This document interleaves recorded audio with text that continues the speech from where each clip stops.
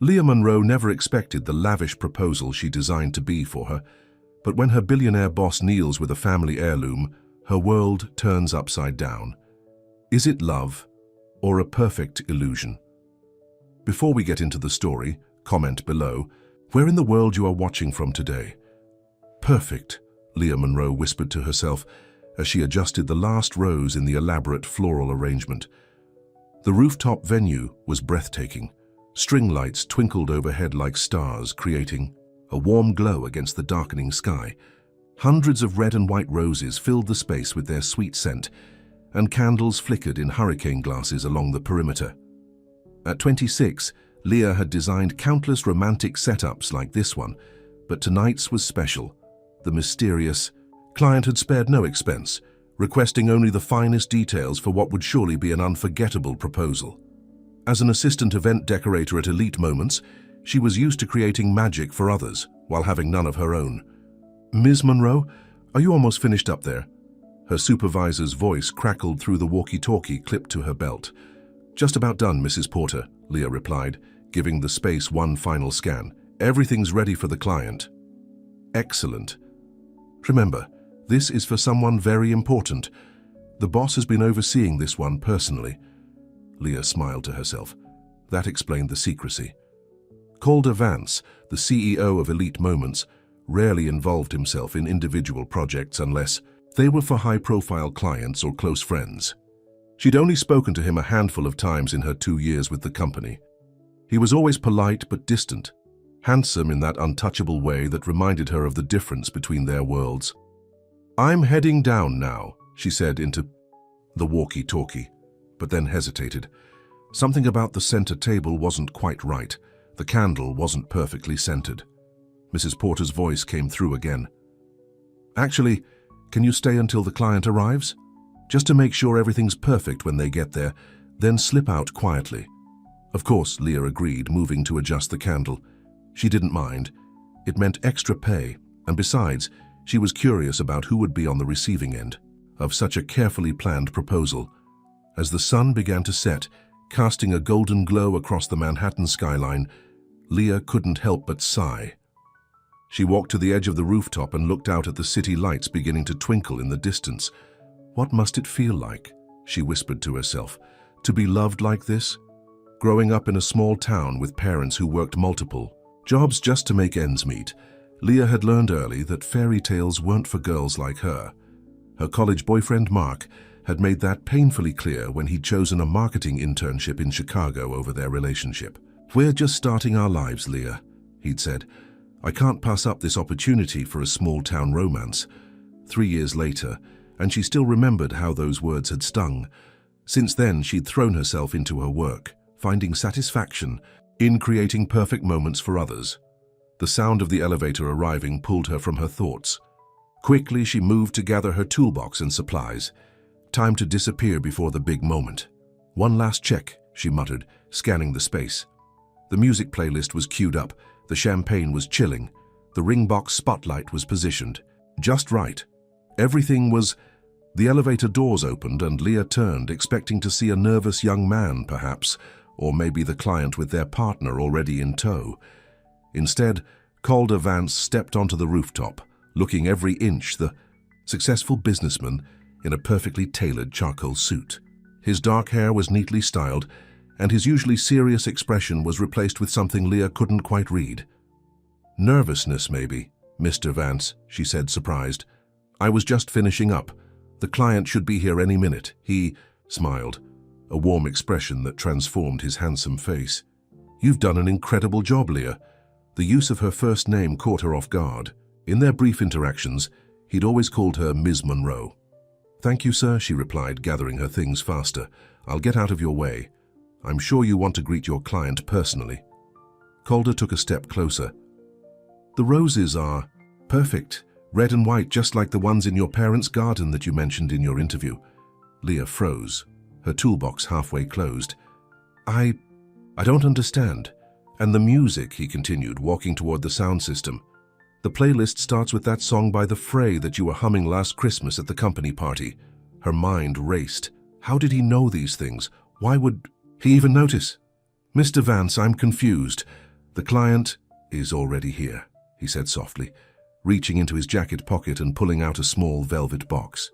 Leah's heart stopped. She stared at the box, then at Calder, then back at the box. "You don't understand," he said, his voice gentle. "This is for you." The world seemed to tilt beneath her feet. "For me? But that's not possible. I hardly know you. We've barely spoken." Calder's smile was sad now. "I know, that's my fault. I've watched you for 2 years, Leah. Watched how you pour your heart into every event, how you stay late to make sure everything is perfect, how you talk to the cleaning staff when no one else bothers." He took another step closer.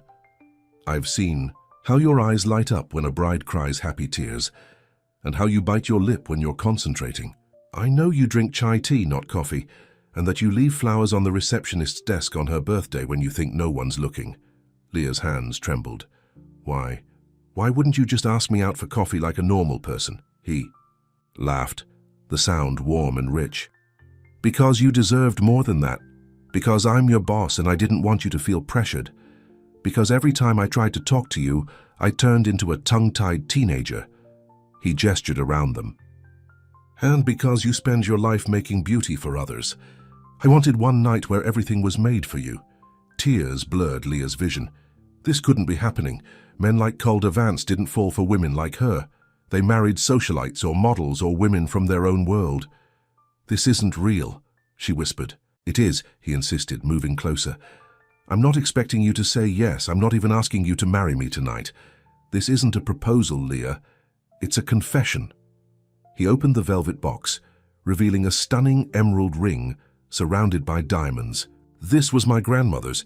She told me to give it to the woman who made my world make sense. That's you." Leah stared at the ring, then at the man holding it. She'd seen Calder Vance in business meetings, commanding rooms with confidence. She'd never seen him look vulnerable until now. "I don't know what to say," she admitted. "You don't have to say anything," he replied. "Just know that someone sees you, Leah, not as decoration, not as background, but as the only thing in my world that ever made it feel real." Slowly he knelt down, holding out the ring, not expecting a yes, just needing her to know. "You spent your life making beauty for others. I just wanted one night where everything was made for you." The world seemed to stop as they looked at each other, the city lights twinkling around them and the candles flickering in the gentle evening breeze. The next morning, Leah sat at her small kitchen table, staring at the emerald ring that now rested in a simple box beside her untouched breakfast. She hadn't slept at all. How could she when her entire world had been turned upside down? After Calder's confession, they'd spent hours talking on that rooftop. He'd told her about growing up wealthy but lonely, about taking over his father's small event planning business after college and transforming it into elite moments. He'd shared stories about his travels, his hopes, and most surprisingly, his insecurities. "I was afraid you'd think I was just another rich guy abusing his power," he'd admitted as they shared the champagne he'd brought. "Or that you wouldn't." Believe me. She still wasn't sure she did believe him. Men like Calder didn't fall for women like her. It didn't happen outside of movies. The ring of her phone startled her from her thoughts. It was Jenny, her roommate and best friend. "Where were you last night?" Jenny demanded without greeting. "I thought you were just setting up for some fancy proposal." Leah took a deep breath. "I was. Until midnight? Spill it, Monroe." "You're not going to believe me," Leah said, eyes fixed on the emerald ring. "Try me." The proposal was for me. There was a moment of stunned silence. Then Jenny shrieked, "What?" "Calder Vance," Leah continued, still feeling like she was talking about someone else's life. "My boss, the CEO, the whole thing was for me. The hot billionaire boss? Are you kidding me? This is straight out of a romance novel." Leah winced at her friend's volume. "It's crazy, right? I mean, he says he's been watching me for 2 years, that he's been in love with me all this time. Who does that?" "Apparently hot billionaire bosses do," Jenny replied. "So what did you say? Are you engaged?" "No, of course not. I barely know him." "But you're considering it." "Tell me you're considering it," Leah sighed. "He said it wasn't a proposal." "Not really, just a confession. He wants to date me properly now, get to know each other." With his grandmother's emerald ring just casually in the mix?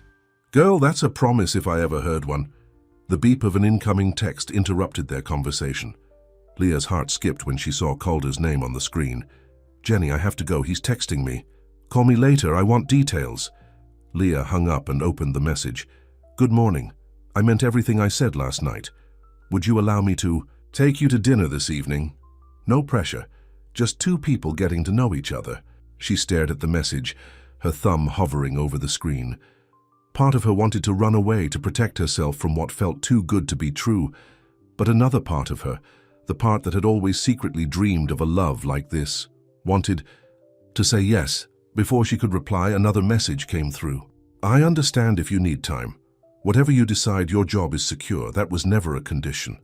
Leah breathed a little easier at those words. At least he understood her concerns. With trembling fingers, she typed, "Dinner sounds nice, but I have questions, a lot of them." His reply was immediate. "I have answers, and all the time in the world to share them with you." As she set down her phone, the reality of what was happening finally hit her. Calder Vance, her boss, a man worth millions, had fallen in love with her from afar and had orchestrated an elaborate confession to tell her so. It was unbelievable. It was terrifying. And yet, wasn't this exactly what she'd always secretly wished for? To be seen, to be chosen, to have someone create a beautiful moment just for her? The question now was whether she was brave enough to believe it could be real. Across town in his penthouse apartment, Calder Vance stared at his phone with a smile that hadn't left his face since Leah had agreed to dinner. His assistant, Marcus, watched him with a mixture of amusement and concern. "So she said yes?" Marcus asked, setting down a coffee mug on Calder's desk. "To dinner," Calder clarified. "It's a start." "And the ring?" "She didn't accept it. Not yet. But she didn't run away either, which is what I was afraid would happen." Marcus shook his head. 2 years, boss. 2 years of you watching her like some lovesick teenager, changing your schedule to accidentally run into her, asking me for reports on projects she was working on." "I know," Calder admitted. "I should have just asked her out months ago." "Years ago," Marcus corrected. "But at least you finally made your move, though I still think the whole rooftop extravaganza was a bit much for a first date." Calder shrugged. "She deserves romance, the kind she creates for everyone else." He paused, his expression growing serious. "Do you think she'll believe me? That this isn't some game or power play?" "If she doesn't, you'll have to prove it to her," Marcus replied. "Actions speak louder than words, especially when there's a power imbalance." Calder nodded, knowing his friend was right. "I've already called legal. I want to recuse myself from any decisions regarding her employment. Performance reviews, promotions, all of it needs to go through HR and the department heads without my input." "Good move," Marcus agreed. "Now, about your dinner tonight." Calder's office phone rang, interrupting them. The caller ID showed it was Eleanor Porter, his events director and Leah's direct supervisor. "Eleanor," he answered, putting the call on speaker. "What can I do for you?" "Mr. Vance," Eleanor's voice was tight with tension. "I've just had a very interesting conversation with Veronica Miller." Calder frowned. Veronica was a wealthy client, whose daughter's wedding elite moments had planned last year. She was also the woman his mother had been trying to set him up with for months. "What about?" "She seems to think you're dating her. She just called to discuss details for the charity gala this weekend, which she believes she's attending as your date." Calder's blood ran cold. "That's not possible. I never asked her." "Well, according to Ms. Miller, your mother confirmed it with her last week."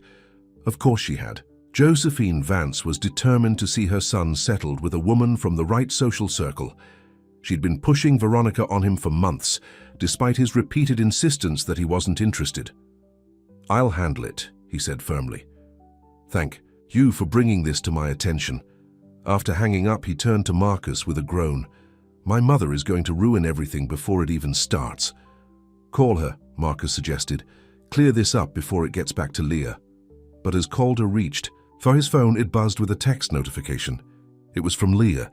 "Is it true you're dating Veronica Miller? The office is buzzing about you two going to the charity gala together." His heart sank. Too late. Calder felt his stomach drop as he read Leah's text. How had news about Veronica spread so quickly? He quickly typed a response. "Absolutely not true." My mother arranged this without my knowledge or consent. I'm calling Veronica right now to cancel. The only woman I want to take to the gala is you." He hit send, then immediately called Veronica's number. This needed to be handled immediately. "Calder, darling," Veronica answered on the second ring, her voice silky smooth. "I was just thinking about you." "Veronica, we need to talk," he said firmly. "I understand my mother told you we'd be attending the charity gala together this weekend." "Yes." Josephine confirmed everything. "I've already bought a new gown, sapphire blue, your favorite color." Calder pinched the bridge of his nose. "I'm sorry, but there's been a misunderstanding. My mother had no right to make those arrangements. I won't be attending the gala with you." There was a pointed silence on the other end. "I see," Veronica finally said, her tone icy. "And when exactly were you planning to tell me this? The day of the event?" "I just found out about it myself," he explained. "My mother never consulted me." "This is embarrassing, Calder. People are already talking about us." "I know, and I apologize for that, but I'm seeing someone else." Another silence, longer this time. "Who?" "That's not important right now." "It's important to me," Veronica insisted. "We've been circling each other for months. Your mother assured me you were interested." "My mother doesn't speak for me," Calder said, his patience wearing thin. "I've told her repeatedly that I'm not interested in a relationship with you. Is it that girl from your company? The decorator? Josephine mentioned you had some ridiculous fascination with an employee." Calder's jaw tightened. Of course his mother knew. She'd probably witnessed one of his many attempts to casually run into Leah at the office. "My personal life is not up for discussion, Veronica. I'm sorry about the misunderstanding, but I won't be your date for the gala." He ended the call before she could respond, then immediately dialed his mother's number. This interference had gone too far. "Calder, sweetheart," Josephine Vance answered, as if she hadn't just tried to manipulate his love life. "To what do I owe the pleasure?" "You had no right to tell Veronica we're attending the gala together," he said, not bothering with pleasantries. His mother sighed dramatically. "You need to stop this nonsense with that decorator girl. Veronica is perfect for you. She understands our world, our obligations. Her name is Leah, and she's more than that decorator girl. I care about her, mother, deeply. You barely know her." "I know enough," Calder insisted, "and I'm getting to know more every day." "She works for you, Calder. Do you have any idea how that looks? The board will think you've lost your mind." "I don't care what they think, and I've already spoken with legal about recusing myself from any decisions regarding her employment." Josephine scoffed. "So you've thought about the legal ramifications, but not about what this will do to our family's social standing. The Monroes are nobody, Calder. Her father is a mechanic, for heaven's sake." "That's exactly why I admire her," Calder replied. "She's worked for everything she has. She's talented, kind, and genuine, qualities that are rare in our world." "This infatuation will pass," his mother insisted. "In the meantime, you're jeopardizing important connections. The Millers have significant influence, and Veronica is not the woman I want," Calder interrupted. "Call her and explain that you made a mistake. Fix this, mother." He hung up, already knowing she wouldn't. Josephine Vance had been controlling every aspect of his life since his father died 10 years ago. She wouldn't stop now just because he'd fallen in love. His phone chimed with a text from Leah. "I think we should postpone dinner. I need some time to think." Calder's heart sank. He'd waited 2 years to tell Leah how he felt, and now his mother's interference was threatening to ruin everything before it even began. Leah set her phone down on her desk and tried to focus on the mood board for an upcoming wedding, but her mind kept drifting back to Calder's messages. He'd denied dating Veronica Miller, but the office was buzzing with gossip. "Did you hear?" Tiffany from marketing whispered as she passed Leah's desk. "The boss is dating Veronica Miller. You know, the one whose daughter had that $1 million wedding last year? Apparently they're going to the charity gala together this weekend." Leah kept her head down, pretending to be absorbed in color swatches. She didn't want anyone to see how much the gossip affected her. "Leah, honey," Mrs. Porter called from her office door. "Can I see you for a moment?" With a sigh, Leah rose and walked to her supervisor's office, closing the door behind her. "Is everything all right?" Mrs. Porter asked, genuine concern in her eyes. "You seem distracted today." "I'm fine," Leah lied. Just tired. Mrs. Porter gave her a knowing look. This wouldn't have anything to do with last night, would it? With Mr. Vance? Leah's eyes widened. You knew? Of course I knew. Who do you think helped him plan it? He's been asking me about your favorite. Flowers and songs for months. But you never said anything. Mrs. Porter smiled. It wasn't my place. Besides, he wanted it to be a surprise. Leah sank into a chair, suddenly overwhelmed. I don't know what to do. This morning I was considering giving us a chance, and now I'm hearing he's dating Veronica Miller. Gossip spreads quickly here, but that doesn't make it true, Mrs. Porter said gently. Have you asked him about it? He says it's not true, that his mother arranged it without his knowledge. And you don't believe him? Leah shrugged helplessly. I don't know what to believe. Last night he was offering me his grandmother's ring, and today he's supposedly taking another woman to the biggest social event of the season. Mrs. Porter came around her desk and sat in the chair beside Leah. I've worked for Calder Vance for 8 years. In that time, I've seen dozens of beautiful, wealthy women try to catch his eye. None of them succeeded. She took Leah's hand. But I've also seen the way he looks at you when you don't notice, how he finds excuses to walk by your desk, how he asks about the projects you're working on. Why me? Leah whispered. I'm nobody special. Clearly he thinks you are, Mrs. Porter said with a gentle squeeze of her hand. The question is, what are you going to do about it? Before Leah could answer, her phone buzzed with a call. It was Jenny. I need to take this, she said, stepping out of the office. Hello? Leah, you need to see this, Jenny said, her voice urgent. I'm sending you a link right now. Seconds later, Leah's phone pinged with a message containing a link to a society gossip blog. The headline made her stomach drop. Breaking Calder Vance and Veronica Miller, power couple alert. Sources confirm the Elite Moments CEO and society darling will make their first public appearance at this weekend's charity gala. The article featured a photo of Calder at some past event, looking handsome in a tuxedo, alongside a picture of Veronica, stunning in an evening gown. The caption read, "Match made in high society heaven." It's everywhere, Jenny said. All the gossip sites are running with it. Leah's throat tightened. I have to go.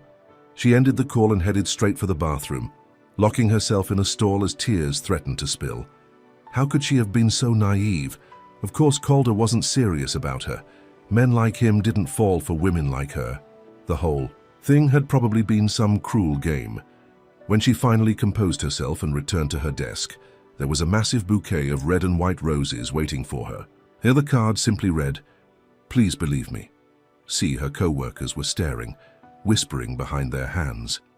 The embarrassment was overwhelming. "Delivery for Ms. Monroe," the receptionist called, approaching with a small package. Inside was a velvet jewelry box, not the one with the emerald ring, but a new one. It contained a delicate silver bracelet with a single charm, a tiny silver rose. The note read, "I meant every word I said last night. No games, no lies. Please don't cancel dinner. Calder." Leah closed the box, her emotions a tangled mess. Part of her wanted to believe him. Another part warned her to protect her heart. Across town, Calder was in back-to-back meetings, but his mind was firmly on Leah and the mess his mother had created. The gossip blog post had been the final straw. He'd had his PR team issue an immediate statement denying the relationship with Veronica, but the damage was already done. Mr. Vance, his assistant Marcus, interrupted, slipping him a note during a budget meeting. "Your mother is in the lobby. She says it's urgent." Calder excused himself and found Josephine waiting, elegant as always in a designer suit, her silver hair perfectly styled. "This couldn't wait?" he asked coolly. "You've made a spectacle of us," she replied, her voice low but sharp. "Veronica called me in tears." "The PR statement? Really, Calder?" "I'm not dating Veronica, I never was. The statement simply corrected false information." "False information that I put out there for your own good." Calder guided his mother into his private office, closing the door. "My own good? You deliberately sabotaged my relationship with Leah before it even had a chance to begin." "That girl is using you," Josephine insisted. "She sees dollar signs, not you." "She didn't even accept the ring," Calder countered. "If she were after My money, don't you think she would have jumped at the chance to get her hands on a family heirloom worth millions? This gave Josephine pause. She refused the ring? She said she needed time, that she wanted to get to know me first. Does that sound like a gold digger to you? His mother's expression softened slightly. I'm trying to protect you, Calder. Your father would have wanted, Dad would have wanted me to be happy, he interrupted, and Leah makes me happy. Josephine studied her son's face, seeing something there she hadn't noticed before, a light in his eyes that had been missing for years. I really care about this girl, don't you? I love her, Mother. I've loved her for 2 years. Josephine sighed, her shoulders dropping slightly. I suppose I should meet her then. Not yet, Calder said firmly. First, I need you to fix the mess you've made. Call Veronica. Make it clear that there's nothing between us. And the gala? I want to take Leah if she'll still have me. Josephine raised an eyebrow.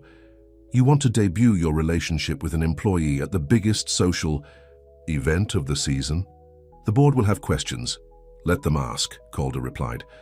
I'm not hiding how I feel about her anymore.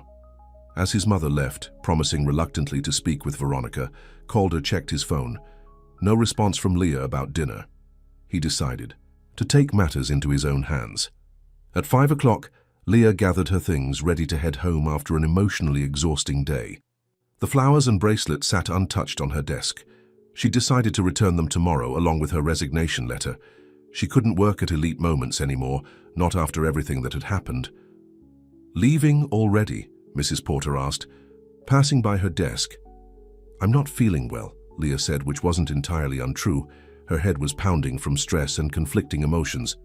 Well, Mr. Vance asked to see you before you leave. He's waiting in conference room B. Leah's stomach twisted. Please tell him I had to go. Family emergency. Mrs. Porter looked skeptical but nodded. I'll let him know.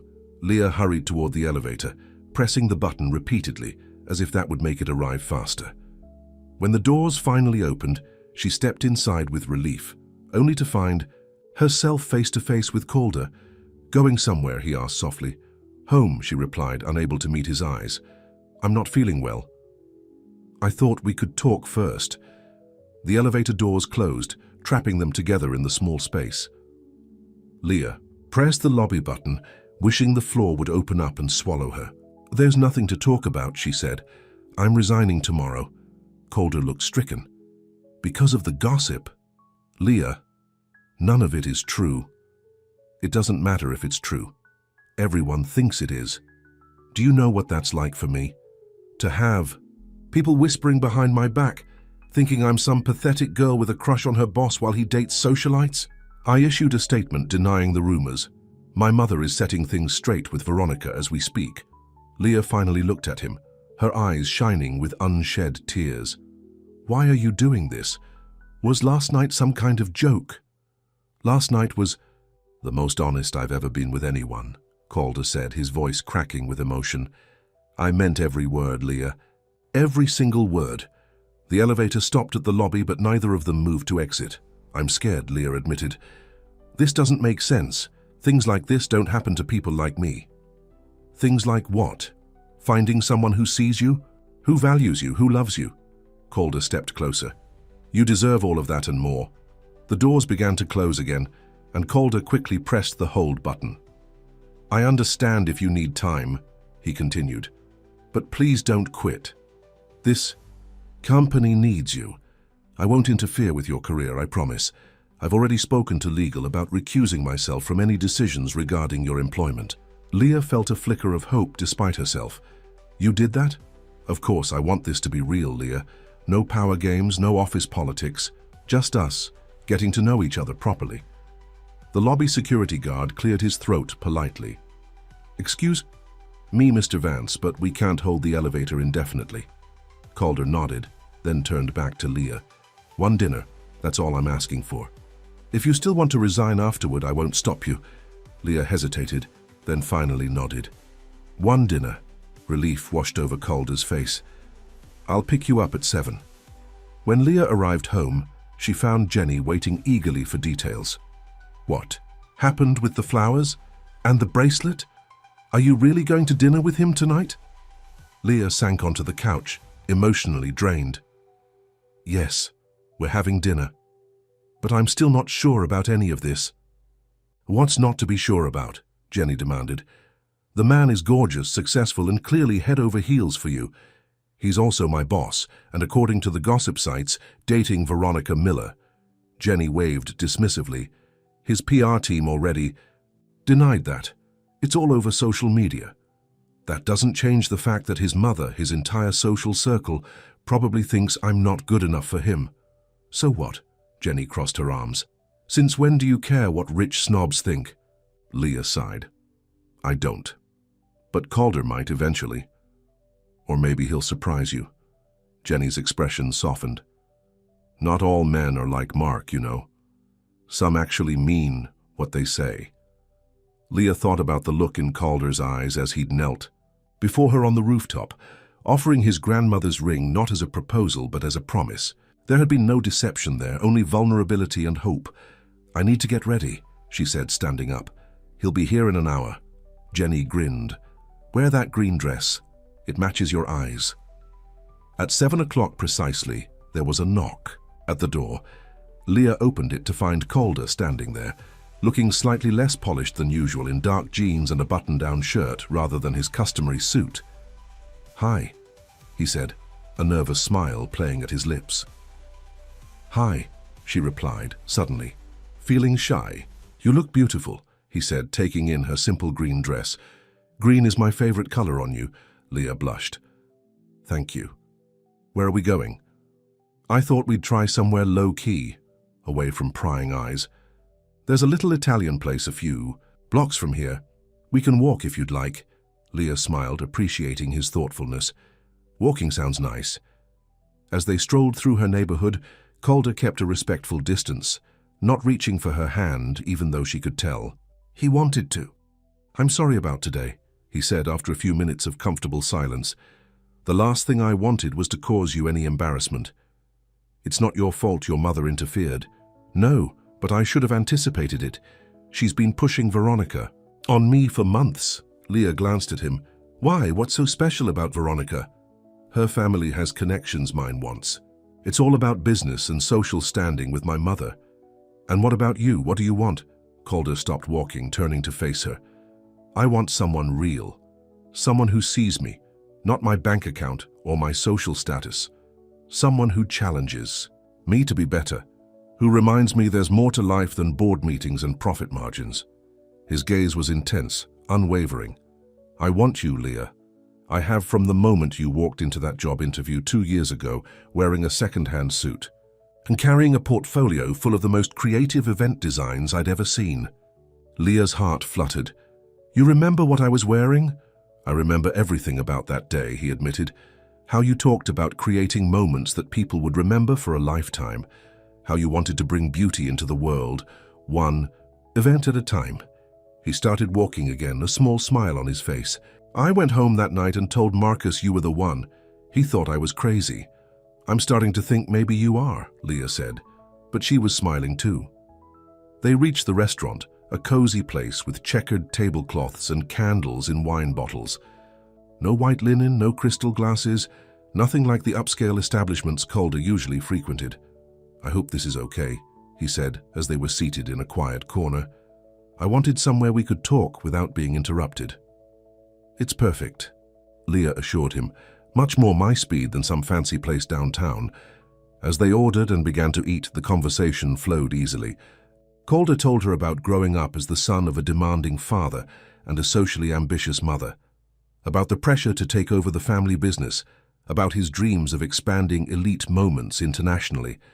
In turn, Leah shared stories about her childhood in a small town, her parents' sacrifice to send her to art school, her love of creating beautiful spaces.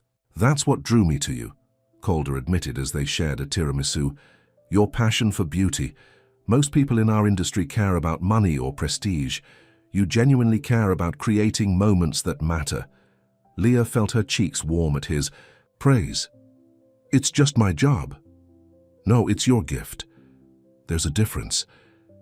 He reached across the table, his fingers lightly touching hers. That's why I couldn't just ask you out for coffee. You deserved something special, something that showed I see you, really see you. The look in his eyes made Leah's breath catch. There was such sincerity there, such openness. About the charity gala this weekend, he said, his fingers still brushing. Hers. I'd be honored if you'd attend with me, as my date. Leah's eyes widened. Are you sure? Everyone will be talking. Let them talk, he said firmly. I'm tired of hiding how I feel about you. As they walked back to her apartment later that night, Calder finally reached for her hand. His palm was warm against hers, his grip gentle but secure. At her door, he looked down at her with a question in his eyes. Thank you for tonight, she said softly. I had a wonderful time. So did I, he replied. Does this mean you're not resigning tomorrow? Leah smiled. I'll think about it. Calder's eyes crinkled at the corners. Fair enough. And the gala? I don't have anything to wear to something like that. Leave that to me, he said, if you trust me. The question hung between them, weighted with meaning beyond just a dress for a party. Slowly, Leah nodded. I'm starting to. Calder's smile was radiant. He leaned down, his intention clear, giving her plenty of time to pull away if she wanted to. She didn't. His lips met hers in a gentle kiss, brief but full of promise. Good night, Leah, he whispered, stepping back reluctantly. Good night, Calder. As she closed the door behind her, Leah leaned against it, a smile spreading across her face, despite her best efforts to remain cautious. For the first time in years, she allowed herself to hope, to believe that maybe, just maybe, fairy tales could happen to girls like her after all. Unknown to her, Calder stood on the other side of the door, feeling like the luckiest man in the world. He'd waited 2 years for this chance. Now that he had it, he wasn't going to let anything, not his mother, not Veronica Miller, not society gossip, stand in their way. He pulled out his phone and sent a quick text to Marcus. Cancel, sir. My morning meeting's tomorrow. I need to find the perfect dress for the perfect woman. As he walked to his car, Calder didn't notice the sleek black sedan parked across the street, or the woman watching him from behind the tinted windows, a woman who had no intention of letting Leah Monroe steal what she considered rightfully hers. The next morning, Leah arrived at work with a lightness in her step that hadn't been there in years. Her dinner with Calder had exceeded all expectations. He'd been attentive, genuine, and surprisingly down-to-earth for a man worth millions. Most importantly, he'd made her feel seen in a way no one ever had before. Someone's in a good mood, Mrs. Porter remarked as Leah hung up her coat. I take it dinner went well. Leah blushed. It did. Thank you for encouraging me to give him a chance. So I'm guessing that resignation letter won't be hitting my desk today? Not today, Leah confirmed with a smile. Mrs. Porter looked relieved. Good. You're the best assistant I've ever had. It would have broken my heart to lose you over a misunderstanding. Speaking of work, Leah said, suddenly remembering her responsibilities, I need to finish the Johnson wedding proposal today. Actually, there's been a change of plans, Mrs. Porter replied. Mr. Vance wants you to help with a special project. You're to go to the executive floor immediately. Leah's stomach fluttered. The executive floor was where Calder's office was located. Did he say what it's about? Something about the charity gala this weekend. That's all I know. Nervously, Leah took the elevator to the top floor. She'd only been up there a handful of times, usually to deliver presentation materials for important client meetings. The receptionist, a poised woman named Grace, greeted her with a knowing smile. Miss Monroe, Mr. Vance is expecting you. Right this way. She led Leah past a series of offices to a large conference room where Calder stood with Marcus, his assistant, and a woman Leah didn't recognize. Leah, Calder greeted her warmly, his eyes lighting up at the sight of her. Thank you for coming. This is Sophia Chen, the best stylist in New York. The stylish woman extended a manicured hand. Mr. Vance speaks very highly of you. Leah shook, her hand confused. I'm sorry, but I don't understand why I'm here. Calder gestured to the dress forms arranged around the room, each draped with a stunning evening gown. The charity gala is tomorrow night. I thought you might need something to wear. Leah's eyes widened as she took in the exquisite dresses. "These are all for me to choose from?" "If you see something you like," Calder said, a hint of uncertainty in his voice. "If not, Sophia can bring more options this afternoon." Leah walked around the room, running her fingers over the luxurious fabrics. There was a midnight blue gown with delicate beading, a classic black dress with an elegant neckline, a bold red number that would make a statement, but it was the emerald green dress in the corner that captured her attention. The color matched her eyes perfectly, and the silhouette, simple yet sophisticated, was exactly what she would have chosen for herself. "This one," she said softly. "It's beautiful," Sophia nodded approvingly. "Excellent choice. Let's have you try it on to see if any alterations are needed." She ushered Leah behind a privacy screen set up in the corner of the room.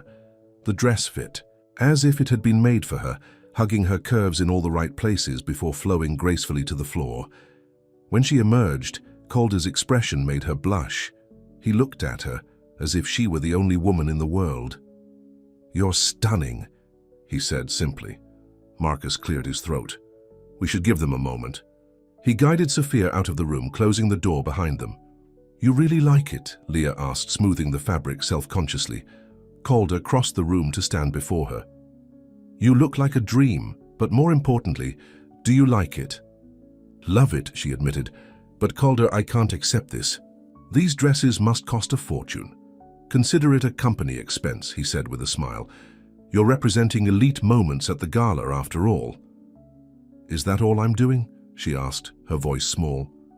"Representing the company?" Calder took her, hands in his.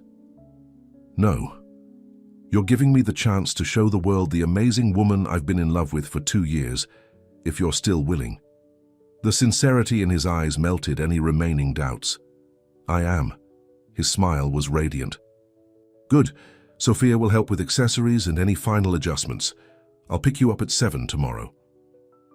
As he leaned down to kiss her cheek, the conference room door opened abruptly. A tall, elegant woman with silver hair and Calder's sharp blue eyes stood in the doorway, her expression one of barely concealed displeasure. "Mother," Calder said, straightening but not releasing Leah's hands, "I didn't know you were coming in today." "Clearly," Josephine Vance replied, her gaze traveling from her son to Leah and back again. "We had an appointment to discuss the Foundation's annual report." "That's this afternoon," Calder corrected. "I decided to come early. I didn't realize you'd be occupied." The disapproval in her tone was unmistakable. Leah tried to disentangle her hands from Calder's, but he held firm. "Mother, this is Leah Monroe. Leah, my mother, Josephine Vance." "It's a pleasure to meet you, Mrs. Vance," Leah said, forcing a polite smile. Josephine didn't return the smile. "So you're the decorator who's caught my son's attention." "Leah is one of our most talented event designers," Calder said, a warning edge to his voice. "I'm sure she is," Josephine replied, her tone suggesting the opposite. Her gaze drifted to the emerald green dress. "That's a lovely color. It reminds me of your grandmother's ring." The pointed comment hung in the air. Leah felt her face grow hot with embarrassment. Clearly, Josephine knew about the rooftop confession and was not pleased that her son had offered a family heirloom to someone she deemed unworthy. "I should go," Leah said quietly. "I have work to finish." "No, stay," Calder insisted. "Mother and I can reschedule." "Actually, I need to speak with you urgently," Josephine countered. "It's about the Foundation, and it's private." Calder looked torn, but Leah squeezed his hand reassuringly. "It's fine. I need to change anyway, and Sophia is waiting to make the final adjustments to the dress." After a moment's hesitation, he nodded. "I'll call you later." As Leah slipped back behind the privacy screen to change, she heard Josephine's voice low, but clear.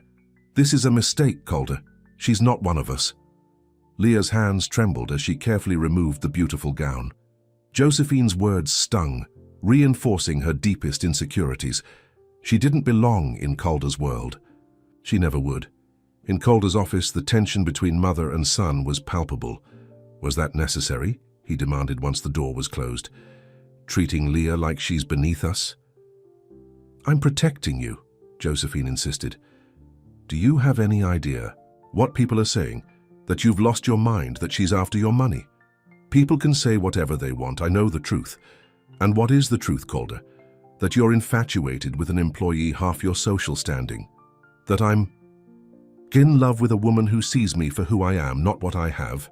Josephine scoffed. You're being naive. She's a pretty young thing from nowhere, who suddenly has the attention of one of the most eligible bachelors in New York. Of course she's going to say all the right things. Leah isn't like that, Calder said firmly. She didn't even want the dress I offered her. She tried to refuse the ring. So she's playing hard to get. It's a classic strategy. Calder's patience snapped. Enough. I'm 30 years old, Mother. I run this company. I make my own decisions. And I've decided that Leah is the woman I want in my life. And what about what I want? Josephine's voice cracked slightly. For my only son to marry well, to secure the future of this family. I want to be happy, Calder said, his tone softening. Dad would have understood that. Your father married me, Josephine reminded him. The daughter of his father's business partner. It was a smart match that benefited both families. And were you happy? Calder asked quietly. Josephine's composure faltered for a moment. We had a good life. We built something together. That's not what I asked. Before she could respond, there was a knock at the door. Marcus entered, looking apologetic.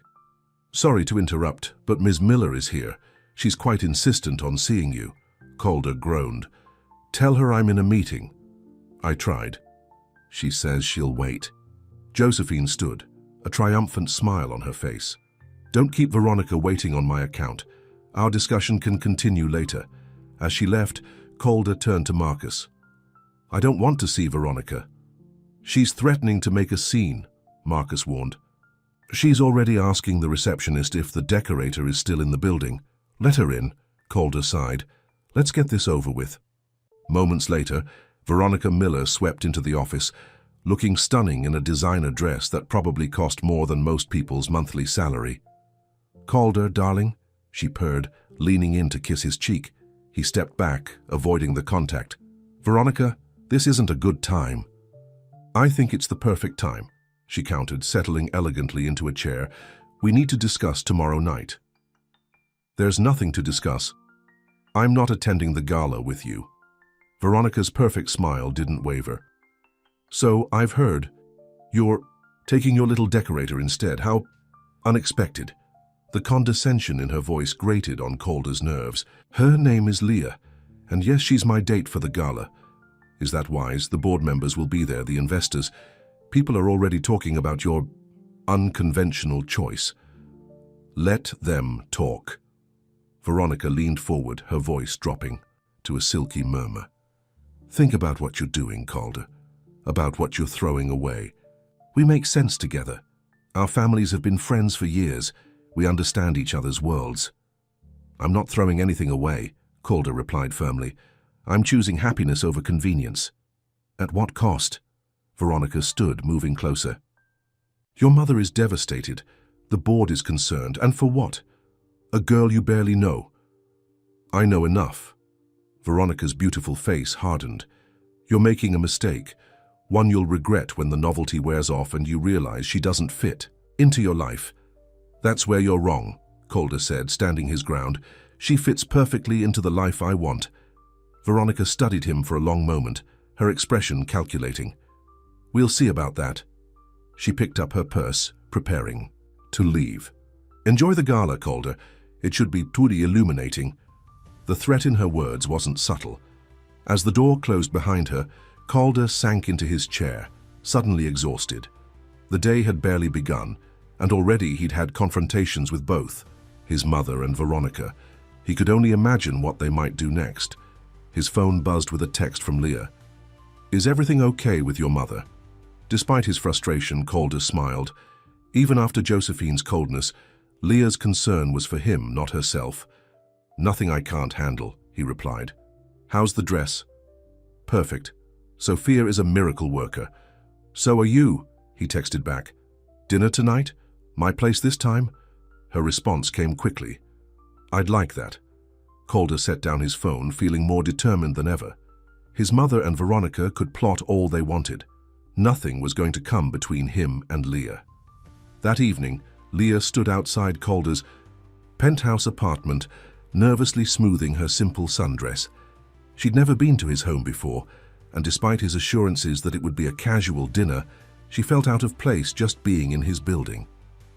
The doorman had given her a skeptical look when she'd announced she was there to see Mr. Vance, only relenting when Calder confirmed her visit by phone. Now, standing before his door, she almost turned around and left. But before she could, the door swung open, revealing Calder in jeans and a t-shirt, looking more relaxed than she'd ever seen him. "You came," he said, relief evident in his voice. "Did you think I wouldn't? After meeting my mother, I wouldn't have blamed you." He stepped aside to let her in. "Come in, I'm making pasta." Leah entered, immediately struck by the contrast between the penthouse's grand architecture and its surprisingly homey interior. She'd expected modern minimalism, all chrome and glass, but instead found comfortable furniture, colorful art, and shelves lined with books. "This isn't what I expected," she admitted, taking in the space. "Disappointed?" Calder asked, leading her to the kitchen where pots bubbled on the stove. "No, just surprised. It feels like a home, not a showpiece." Calder smiled. "That was the idea. I spend so much time in stuffy offices and formal settings. I wanted a place that felt real." "You cook?" Leah asked, watching as he stirred a fragrant sauce. "My grandmother taught me. The Italian one, not the one whose ring you've got." He grinned. "She always said a man who can't feed himself isn't worth feeding." "Smart woman," Leah laughed. "She would have liked you." Calder handed her a glass of wine. "Unlike my mother, who was inexcusably rude." "Today? I'm sorry about that." Leah sipped her wine, unsure how to respond. "She wants what's best for you." "No, she wants what's best for the family name," Calder corrected. "There's a difference." "I'm not exactly what mothers dream of for their millionaire sons," Leah said quietly. Calder set down his spoon and turned to face her fully. "You're exactly what this son dreamed of. Smart, talented, kind, genuine. My mother will come around once she gets to know you. And if she doesn't, then that's her loss." He took Leah's free hand. "I meant what I said last night. I'm tired of hiding how I feel about you. I want us to be real." Leah squeezed his hand. "I want that too. I'm just scared." "Of what?" "That I'll never fit into your world. That I'll embarrass you. That someday you'll regret choosing me over someone like Veronica." Calder set down his wineglass and cupped, her face in his hands. "Listen to me. You are not a choice I'll regret. You're the best decision I've ever made." When he kissed her, Leah felt the last of her reservations melting away. His lips were gentle but insistent, conveying a depth of feeling that couldn't be faked. The timer dinged, breaking the moment. Calder reluctantly pulled away, a smile playing at his lips. Saved by the bell, dinner's ready. They ate at the kitchen island, talking and laughing as if they'd known each other for years instead of days. Calder told her stories about growing up with a silver spoon that felt more like a burden than a blessing. Leah shared memories of her childhood, simpler but filled with love and laughter. "My parents worked so hard to give me opportunities they never had," she said as they moved to the living room after dinner. "My dad worked extra shifts at the garage to help pay for art school. My mom cleaned houses on top of her job at the diner." "They sound like amazing people," Calder said, settling beside her on the sofa. "They are." Leah smiled. "They're going to flip when I tell them about us. My mom has your company's magazine clippings on our fridge. I'd like to meet them someday," Calder said, surprising her. "If that's okay with you." The thought of Calder, with his designer clothes and multi-million-dollar company, sitting at her parents' modest kitchen table, made Leah laugh. "They'd love that. Though my dad might give you the shovel talk." "I'd expect nothing less." Calder reached into his pocket and pulled out a small velvet box, different from the one with the emerald ring. "I have something for you." "Calder, you don't need to keep giving me things. It's just a small gift," he assured her, opening the box to reveal a delicate pair of emerald earrings. "To go with your dress tomorrow night." Leah's breath caught. The earrings were stunning but not ostentatious. exactly her style. "They're beautiful. They reminded me of your eyes," Calder said softly. "The moment I saw them, I knew they belonged with you." As he spoke, his phone began to ring. He checked the screen and frowned. "It's Marcus. He wouldn't call this late, unless it was important." Leah nodded understanding as he answered. Calder's expression grew increasingly concerned as he listened. "When?" he asked sharply. "Who leaked it?" "No, it's not true. You know that." "Damage control. Immediately. Call PR, wake them up if you have to." "I'll be there in 20 minutes. He ended the call looking grim. "What's wrong?" Leah asked, a knot forming in her stomach. "Someone leaked a story to the gossip sites," Calder explained, running a hand through his hair. "They're saying you're my mistress, that we've been having an affair for months and I've been paying for your silence with promotions and bonuses." Leah felt the blood drain from her face. "That's not true. We never—" "I know," Calder assured her, taking her hands. "But the story claims to have sources inside the company confirming it. There are even doctored photos of us together at events from months ago." "Who would do this?" Leah whispered, though she already suspected the answer. "Veronica," Calder said, his voice hard. She threatened that the gala would be illuminating. This must be what she meant. "What do we do? I need to go to the office, work with PR to get ahead of this." He looked at her apologetically. "I'm so sorry, Leah, this isn't fair to you. It's not your fault," she said, though her voice trembled slightly. "Go. Do what you need to do." Calder hesitated. "I don't want to leave you alone right now." "I'll be fine," Leah assured him, gathering her things. "I should get home anyway. We both have a big day tomorrow." "I'll have my driver take you," Calder insisted. "And Leah, this doesn't change anything between us. We know the truth." But as Leah rode in the luxurious town car back to her apartment, she couldn't help but wonder if this was just the beginning. How much more would she have to endure to be with Calder, and was their budding relationship strong enough to withstand the forces aligned against them? By the time she arrived home, her phone was buzzing non-stop with notifications. The story had spread like wildfire, with her name and photo plastered across social media. There were even paparazzi waiting outside her building, shouting questions as she hurried inside. "Leah, is it true you've been sleeping with your boss? How long has the affair been going on? Did he promise to leave his fiancée for you?" Tears stung her eyes as she rushed past them. There was no fiancé, no affair, just a beautiful connection that was being twisted into something tawdry. Inside her apartment, Jenny was waiting, her expression a mix of concern and anger. "Have you seen the stories?" she demanded. "They're saying horrible things about you." Leah nodded, sinking onto the couch. "Calder thinks Veronica Miller is behind it. The socialite? Why would she do this? Because she wants Calder for herself, and she sees me as an obstacle." Jenny sat beside her, taking her hand. "What are you going to do?" Leah stared at the emerald earrings still clutched in her palm. Just an hour ago, she'd been happier than she could ever remember being. Now her reputation was being destroyed, and Calder's might be next. "I don't know," she admitted, "but I won't let them turn what Calder and I have into something dirty. We haven't done anything wrong." "So you're still going to the gala tomorrow?"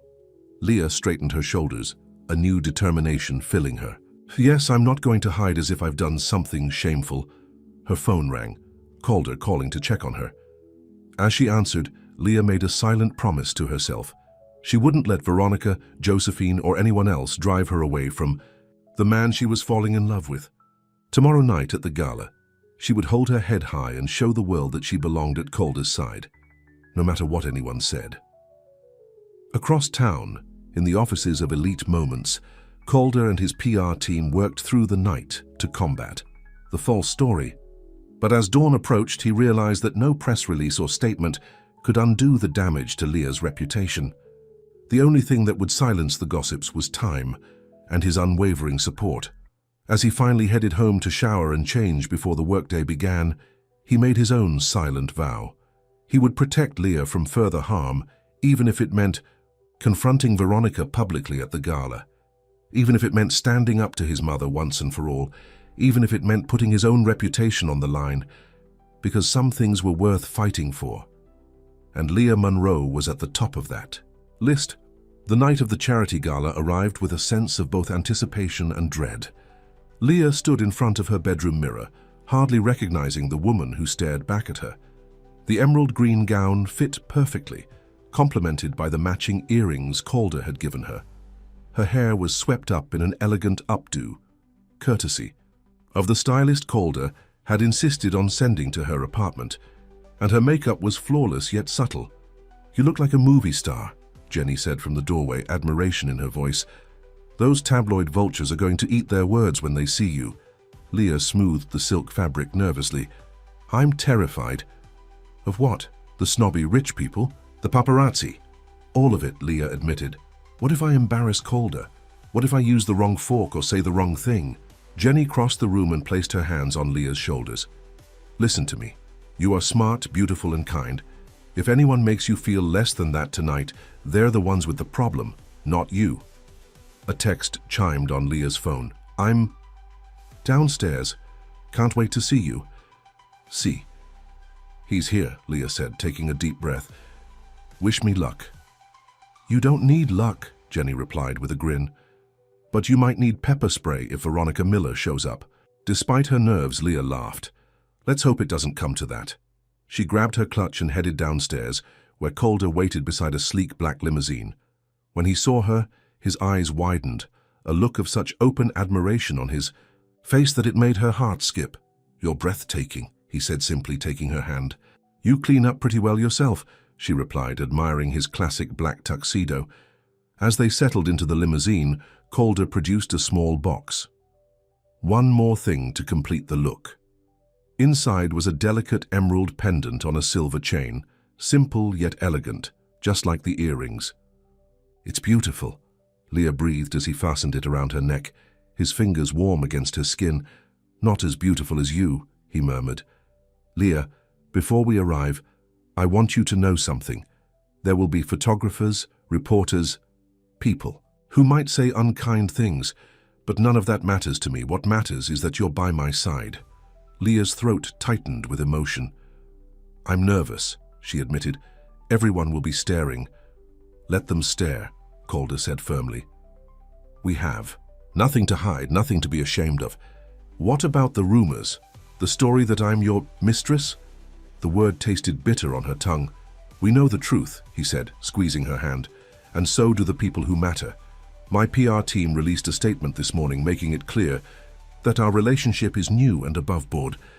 The board has been informed that I've recused myself from all decisions regarding your employment." "And your mother?" Leah asked quietly. Calder's expression hardened slightly. "She'll be there tonight. She knows I expect her to be civil." The limousine pulled up to the Metropolitan Museum of Art, where red carpets lined the steps and photographers crowded behind velvet ropes. Leah's stomach clenched at the sight. "Ready?" Calder asked, his hand warm and steady on hers. She nodded, though she didn't feel ready at all. As they stepped out of the car, flashbulbs exploded around them and voices called out, "Calder!" "Over here. Mr. Vance, is this your new girlfriend?" "Leah, how long have you been dating your boss?" Calder's arm wrapped protectively around her waist, guiding her through the chaos. He stopped briefly to allow the photographers to get their shots, pulling Leah close to his side and smiling with genuine pride. The message was clear. He wasn't hiding her or their relationship. "You're doing great," he whispered as they continued up the steps. "Just breathe." Inside the museum's grand hall, the gala was already in full swing. Elegant men and women in designer clothes mingled beneath sparkling chandeliers, their jewelry catching the light as they sipped champagne and chatted. Leah felt eyes turn their way as they entered, conversations pausing mid-sentence. Calder's hand remained steady on the small of her back, a comforting presence as they moved through the crowd. "Calder, darling," a woman called, approaching with a warm smile. "And this must be Leah. I'm Patricia Winters." Patricia was in her 60s with silver hair and kind eyes. She took Leah's hand in both of hers. "My husband Richard was Calder's father's best friend. We've been trying to find this boy someone special for years, but he's always been so picky. Now I see why. He was waiting for you." The genuine acceptance in her voice made Leah relax slightly. "It's lovely to meet you, Mrs. Winters." "Oh, call me Patricia, dear." And don't worry about the gossips, she added in a stage whisper. They're just jealous. Half the women here have been throwing their daughters at Calder for years. Calder laughed, the sound warm and genuine. Patricia never was one for tact. Life's too short for tact, Patricia replied with a wink. Now let me introduce you to some people who won't bore you to tears with talk of stock portfolios. With Patricia's help, Leah found herself gradually feeling more at ease. Most of the guests were polite, if a bit reserved, and Calder never left her side, his quiet strength a constant reassurance. Then she saw them, Josephine Vance and Veronica, Miller standing together near the bar, watching her with identical expressions of disdain. Veronica looked stunning in a red dress that screamed, "Look at me," while Josephine was elegant in midnight blue. "Ignore them," Calder said quietly, following her gaze. "They can't hurt us." But as the evening progressed, Leah couldn't shake the feeling of being watched, judged. When Calder was briefly pulled away by an important client, she found herself alone at their table, acutely aware of the whispers and glances. "It won't last, you know," a voice said behind her. Leah turned to find Veronica standing there, a champagne flute in her perfectly manicured hand. "Men like Calder always come back to women like me in the end." Leah straightened her shoulders. "I think that's for Calder to decide." Veronica smiled, though it didn't reach her eyes. "Oh, honey, you have no idea what you've stepped into. The Vances have expectations, traditions. Josephine will never accept you." "I'm not dating Josephine," Leah replied evenly. "I'm dating Calder, for now." Veronica leaned closer. "Did you know he was the one who leaked those photos of us together? The ones the gossip sites are running? He told me it was to create a smokescreen while he figured out how to let you down gently." Leah's heart stuttered, but she refused to show weakness. "I don't believe you." "Ask him yourself," Veronica suggested, her voice silky. "Ask him about our lunch last Tuesday. Ask him why he called me yesterday afternoon." Before Leah could respond, Josephine joined them, her smile as cold as ice. "Ms. Monroe, I see you're wearing emerald. A bold choice." "Calder picked it," Leah said, standing her ground. "He said it matched my eyes." "Yes, well, he's always had a flair for the dramatic." Josephine sipped her champagne. "Did Veronica tell you about the summer house in the Hamptons? The one the Vances and Millers have shared for generations. Our families have been planning a union for years." "Mother?" Calder's voice cut through the conversation as he returned, his expression thunderous. "I thought we discussed this. We're just having a friendly chat," Josephine replied innocently. "Getting to know your, friend." "Leah is more than a friend," Calder said firmly. "And both of you know it." Veronica placed a hand on his arm, her touch possessive. "Calder, darling, don't be angry. We're only looking out for your best interests." He removed her hand with barely concealed disgust. "My best interests don't include someone who spreads lies about the woman I love." The word love hung in the air between them. Leah felt her cheeks warm, her heart racing. He'd never said it directly to her before. "Love?" Veronica laughed, the sound brittle. "You barely know her." "I know enough," Calder replied, echoing the words he'd said to Leah on the rooftop. "I know she's kind and talented and genuine. I know she makes me happier than I've ever been." He turned to Leah, taking her hand. "I know that when I'm with her, I finally feel like myself. Not the CEO or the Vance heir, just Calder." Josephine's face tightened. "You're making a scene." "No, Mother. You and Veronica are making a scene. You've been making one since the moment you found out about Leah. The rumors, the photos, the gossip, it stops now." Veronica's beautiful face twisted with anger. "You think you can just dismiss me? After everything we've meant to each other?"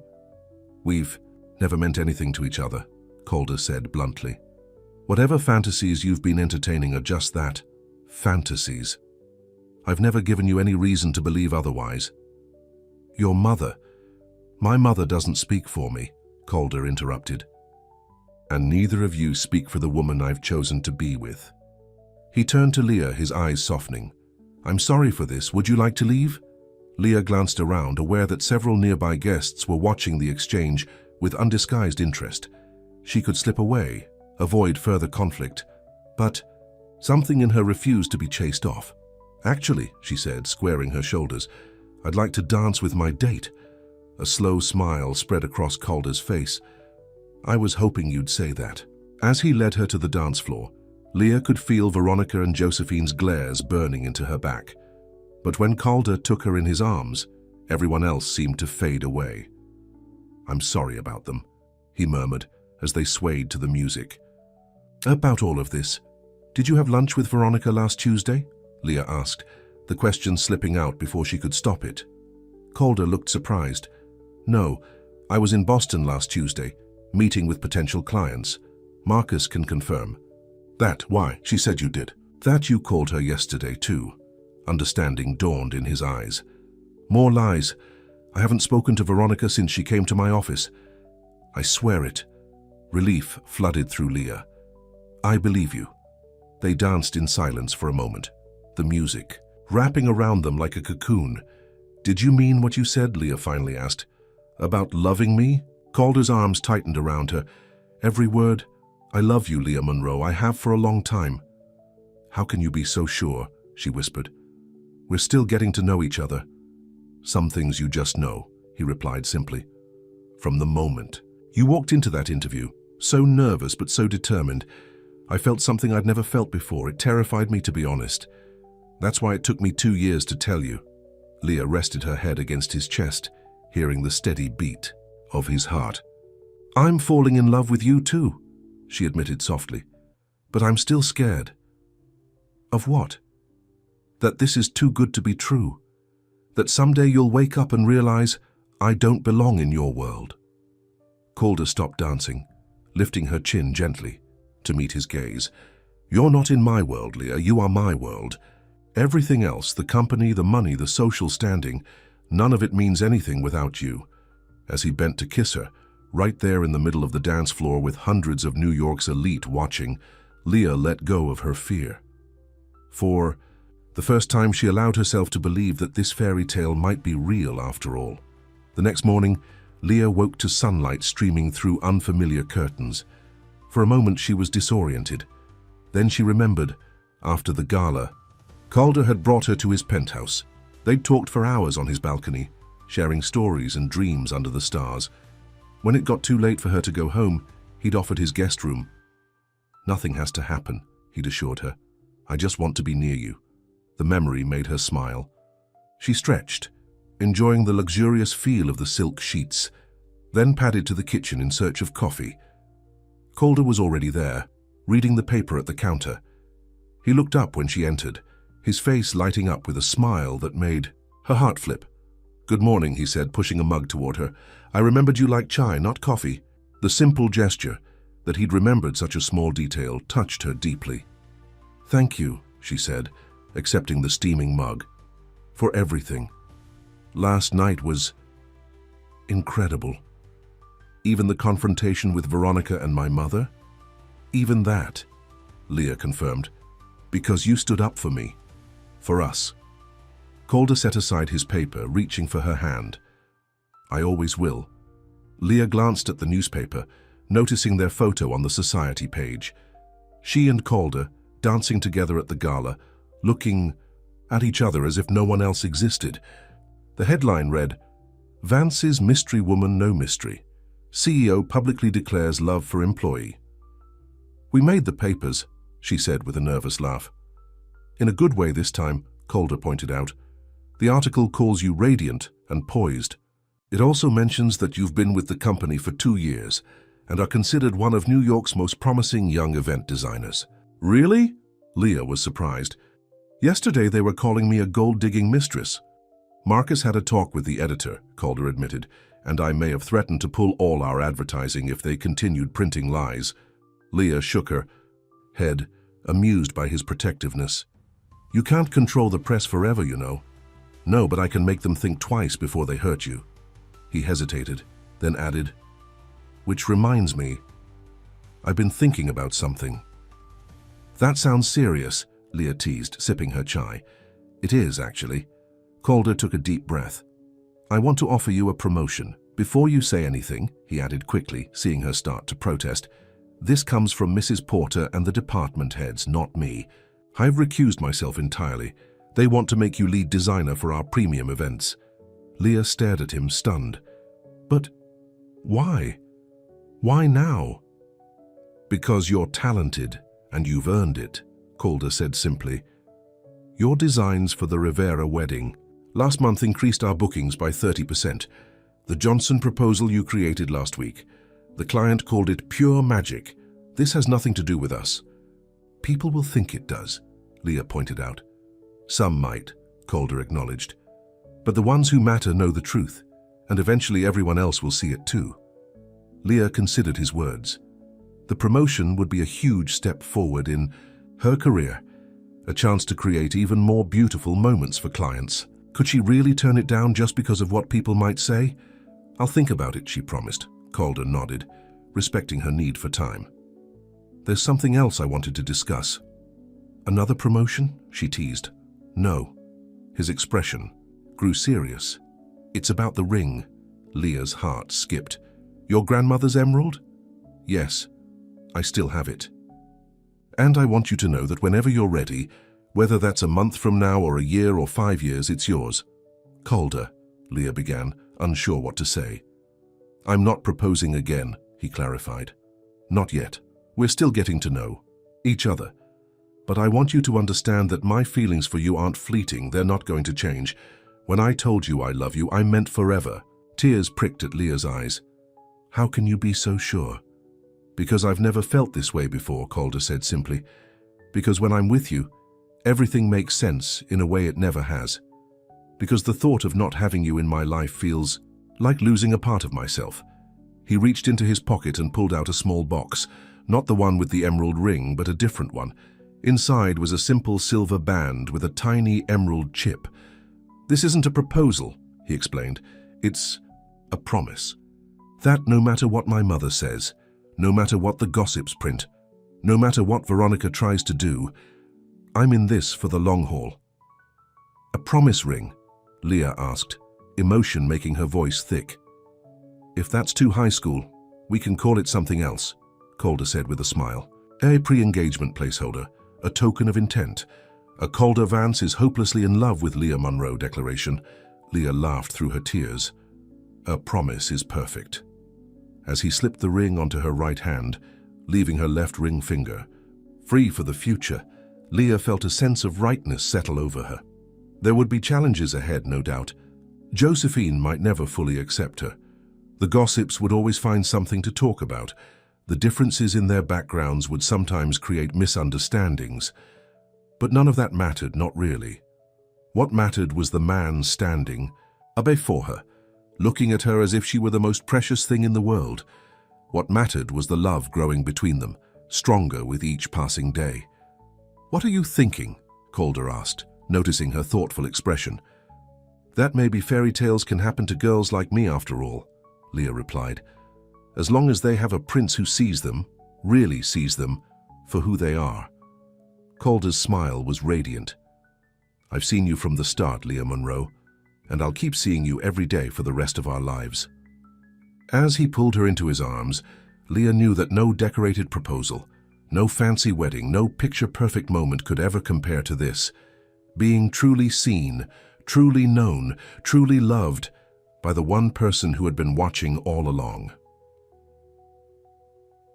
6 months later, Leah stood in the same spot where it had all begun. The rooftop venue, string lights twinkling overhead, roses filling the air with their sweet scent. But this time, she wasn't decorating for a client. She was preparing for her own special moment.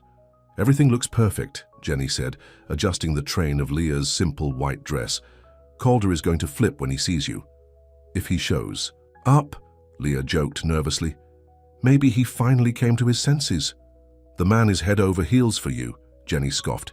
He'd walk through fire to get here tonight. The past 6 months had been a whirlwind. Leah had accepted the promotion to lead designer, proving her worth beyond anyone's doubts with a series of successful high-profile events.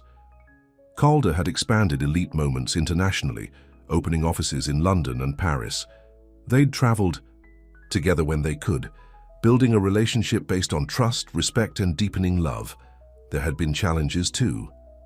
Josephine had taken months to warm up to Leah, only finally beginning to thaw when she saw how happy her son was. Veronica had eventually moved on, though not before making several more attempts to cause trouble, and the gossips had continued to speculate, though with decreasing interest as the months passed and Calder and Leah's relationship remained strong. The elevator dinged, announcing Calder's arrival. Leah turned, her heart pounding with anticipation. He stepped onto the rooftop, handsome in a tailored suit, his eyes finding hers immediately. The look of wonder on his face made all the planning, all the waiting worth it. "What's all this?" he asked, taking in the romantic setting. "A surprise," Leah replied, crossing to him. "For the man who surprised me 6 months ago on this very rooftop." Understanding dawned in his eyes. "Leah, 6 months ago you knelt here and offered me your grandmother's ring," she continued, taking his hands. "You said it wasn't a proposal but a confession, that you wanted me to know someone." "Saw me, really saw me?" She reached into a pocket hidden in her dress and pulled out a small velvet box, the one containing his grandmother's emerald ring, which he'd given to her for safekeeping 3 months ago. "Tonight, I have a confession of my own," Leah said, her voice steady despite the emotions coursing through her. "I've spent my life creating beautiful moments for others, never believing I'd have one of my own. You changed that. You showed me that I deserve to be the center of someone's world, not just the person decorating the background." Slowly she knelt before him, offering the open box with the emerald ring. "Calder Vance, I don't want to wait anymore. I don't need more time. I know what I want, and it's you. Will you marry me?" Calder's eyes shone with unshed tears. He pulled her to her feet, cradling her face in his hands. "You beat me to it," he said with a laugh. "I was going to propose next week on your birthday." Leah grinned. "Great minds think alike." "Yes," he said, answering her question. 1,000 times. Yes. As he slipped his grandmother's ring onto her finger, where it belonged all along, Calder pulled her close. "You know, most people would say the man is supposed to propose." "When have we ever done things the traditional way?" Leah teased. "Besides, I thought it was fitting. You spent 2 years watching me from afar. I thought it was time I showed you that I see you too." Calder's smile was breathtaking. "And what do you see?" "The man I'm going to spend the rest of my life with," Leah replied, simply. "The one who taught me that love isn't always about grand gestures or perfect timing. Sometimes it's about seeing someone when they thought they were invisible, about building a moment for the person who never asked for one." As they sealed their engagement with a kiss, friends and family emerged from hiding spots around the rooftop, cheering and applauding. Even Josephine was there, smiling tearfully as she watched her son embrace his future. Later, as they celebrated under the stars, Calder pulled Leah aside, tucking a strand of hair behind her ear. "Happy?" he asked. "Beyond words," she replied, the emerald ring catching the light as she placed her hand on his chest, feeling the steady beat of his heart. Who would have thought it would end like this? The assistant decorator and the CEO. "This isn't an ending," Calder corrected gently. "It's a beginning. Our beginning." And as they rejoined their loved ones hand in hand, Leah knew he was right. The fairy tale wasn't over. In many ways, it was just beginning. A love story not about a woman being rescued or a man finding his princess, but about two people seeing each other clearly, choosing each other deliberately, and building a life filled with the kind of beauty they once only created for others. Now, at last, they were creating it for themselves,